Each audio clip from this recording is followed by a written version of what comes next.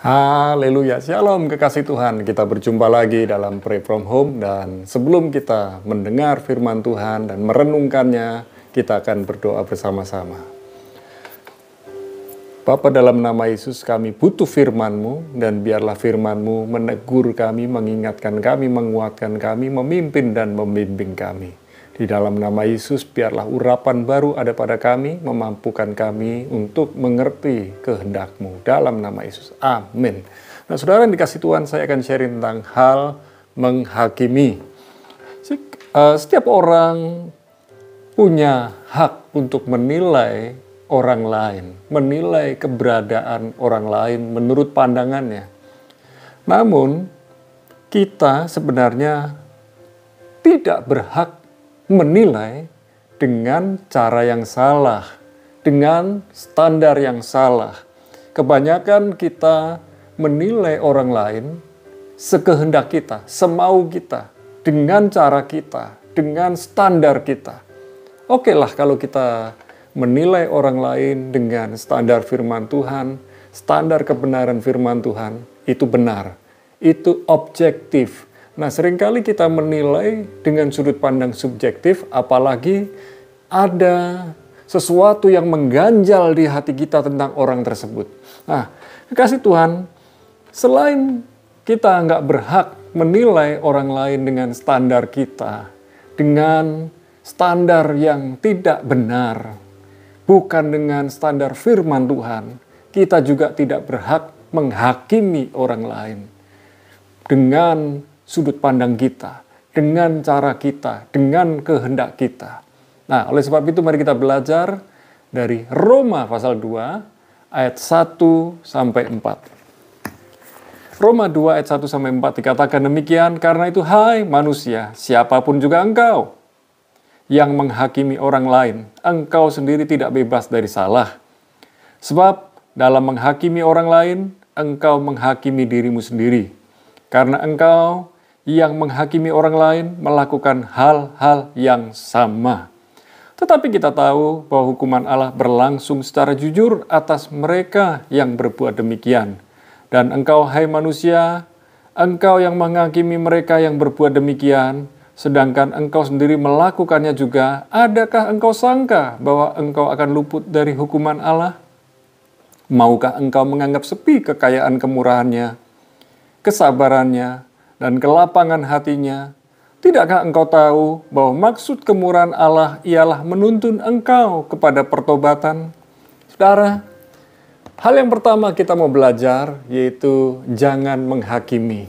Dari Roma 2 ayat 1 sampai 2, saya akan baca sekali lagi. Karena itu, hai manusia, siapapun juga engkau, siapapun kita, baik dari kalangan apapun, dalam situasi apapun, status sosial apapun, yang menghakimi orang lain, engkau sendiri tidak bebas dari salah. Sebab dalam menghakimi orang lain, engkau menghakimi dirimu sendiri. Karena engkau yang menghakimi orang lain melakukan hal-hal yang sama. Tetapi kita tahu bahwa hukuman Allah berlangsung secara jujur atas mereka yang berbuat demikian. Pengadilan yang paling benar adalah pengadilan Allah. Suatu hari kita akan masuk dalam pengadilan Allah. Dan pengadilan Allah selalu jujur, objektif, dan menilai, menghakimi dengan standar firman Tuhan. Dengan standar kebenaran yang ada. Oleh sebab itu kita belajar. Cara kita menilai, menentukan apa yang ada dalam hati kita dan pikiran kita. Isi hati dan pikiran kita menentukan penilaian-penilaian kita tentang orang lain, tentang keberadaan orang lain. Nah, tentu saja itu subjektif. Nah, saudara, cara kita menghakimi orang lain sebenarnya dipakai oleh Tuhan untuk menghakimi diri kita sendiri. Oleh sebab itu, kalau kita menilai orang lain negatif, maka penilaian itu yang akan berbalik arah kepada kita, memantul kepada kita. Tetapi kalau kita ini menilai yang positif, menilai yang benar, memberi kesempatan orang lain, tentu kita pun akan mengalami hal yang sama. Saudara yang dikasih Tuhan, kalau kita tahu yang namanya bola basket. Setiap kali kita pantulkan ke bawah, dia pasti memantul ke atas. Demikian pula, setiap perkataan yang keluar dari mulut kita, itu akan kembali kepada diri kita sendiri. Penilaian yang kita berikan kepada orang lain, itu akan kembali kepada diri kita sendiri. Oleh sebab itu, mari kita jaga hati kita, jaga pikiran kita. Di dalam menilai orang lain, jangan pakai sudut pandang kita.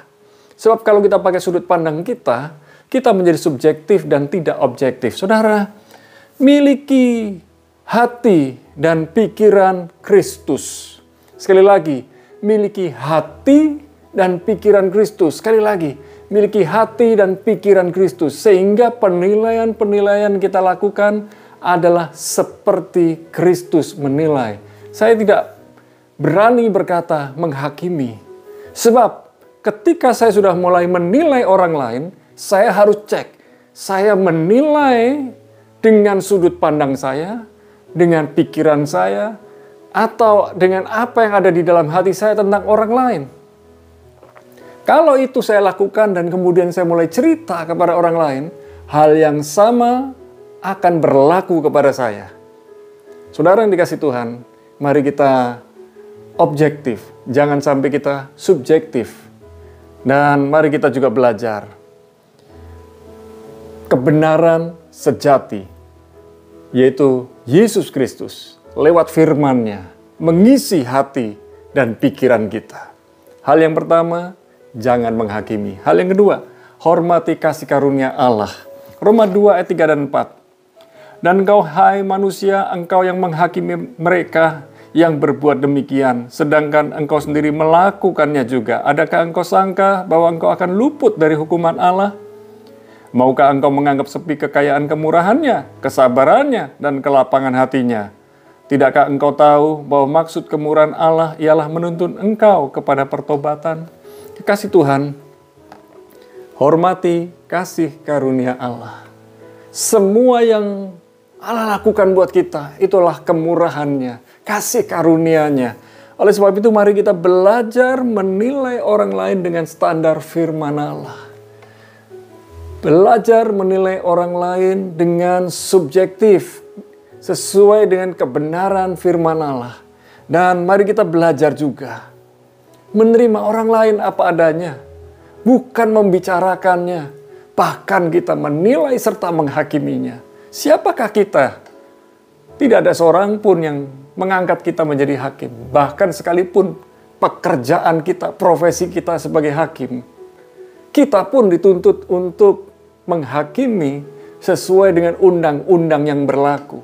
Tetapi di atas undang-undang yang berlaku masih ada satu undang-undang yang luar biasa yang tidak bisa diganggu-gugat. Undang-undang kerajaan Allah, yaitu firman Allah. Saudara yang dikasih Tuhan, mari kita juga belajar memberi kesempatan orang lain untuk bisa berubah.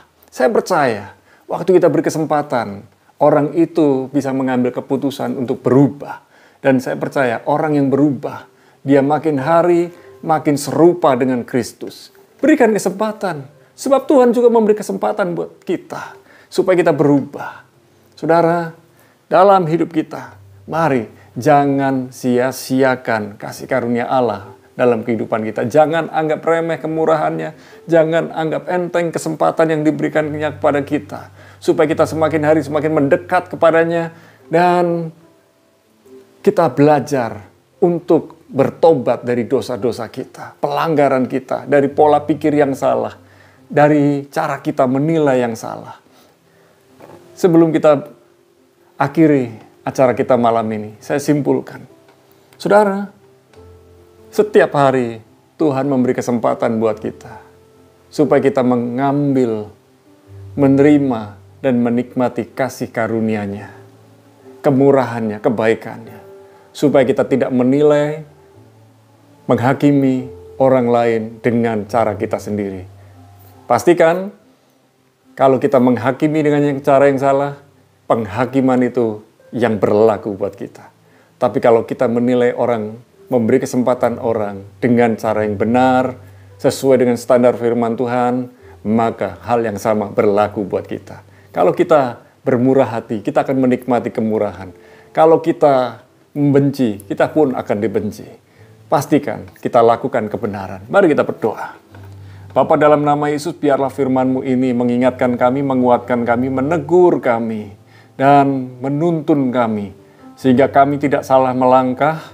Ajar kami untuk benar-benar menilai orang lain sesuai dengan standar firman-Mu. Dan kami tidak pernah berani mengangkat diri kami sebagai hakim. Tapi biarlah kami belajar menerima orang lain apa adanya dan memberi kesempatan orang lain untuk berubah. Tolong kami Tuhan untuk mengerti rencana-Mu. Biarlah kami berjalan dalam rencana-Mu Tuhan. Dalam nama Yesus kami juga berdoa buat kekasih Tuhan yang hari-hari ini sedang bergumul di dalam pekerjaan mereka. Kami berdoa, Tuhan tolong, Tuhan memberikan hikmat, Tuhan memberikan kekuatan bagi setiap orang yang bekerja, yang bergumul masalah pekerjaan. Tuhan melindungi, memberkati mereka. Bahkan bagi anak-anak Tuhan yang hari-hari ini sedang bergumul dalam masalah keluarga, Tuhan memberikan solusi dan jawaban yang terbaik buat mereka. Malam ini juga kami berdoa buat anak-anak kami yang hari-hari ini sedang ujian di kampus-kampus mereka, bahkan anak-anak yang lain yang sedang ujian, yang tryout di sekolah-sekolah mereka. Kami berdoa Tuhan memberikan hikmat, Tuhan memberikan kekuatan, Tuhan memberikan pertolongan buat mereka, sehingga mereka dapat mengerjakan yang terbaik dan mendapat nilai yang terbaik pula. Terima kasih Bapa. Malam ini juga kami berdoa buat yang sedang sakit, baik yang ada di rumah sakit maupun yang ada di rumah. Berbagai jenis penyakit yang dialami oleh anak-anak Tuhan, kami percaya Tuhan memberikan kesembuhan, memberikan mujizat, memberikan pemulihan. Terima kasih Bapa, kami butuh mujizat-Mu setiap hari. Biarlah kami menikmati perlindungan demi perlindungan dari Tuhan. Berkat-Mu turun buat bangsa negeri Indonesia. Biarlah Indonesia ekonominya pulih kembali. Biarlah angka sakit COVID-19 semakin menurun. Terima kasih Tuhan. Kami juga berdoa, biarlah ada perdamaian di antara Rusia dan Ukraina. Dalam nama Yesus, kami berdoa, kami bersyukur. Dan malam ini kami menyerahkan roh, jiwa, tubuh kami dalam tangan Tuhan. Pimpinan-Mu buat kehidupan kami, dan tuntunan-Mu buat masa depan kami. Tuhan nyatakan, kami mengangkat kedua belah tangan kami, turunkan berkat-Mu Tuhan, di dalam nama Bapa, Putra, dan Roh Kudus, di dalam nama Yesus, yang sudah menerima berkat Tuhan. Katakan bersama, amin. Tuhan kekuatan saudara dan hikmat saudara. Tuhan Yesus memberkati.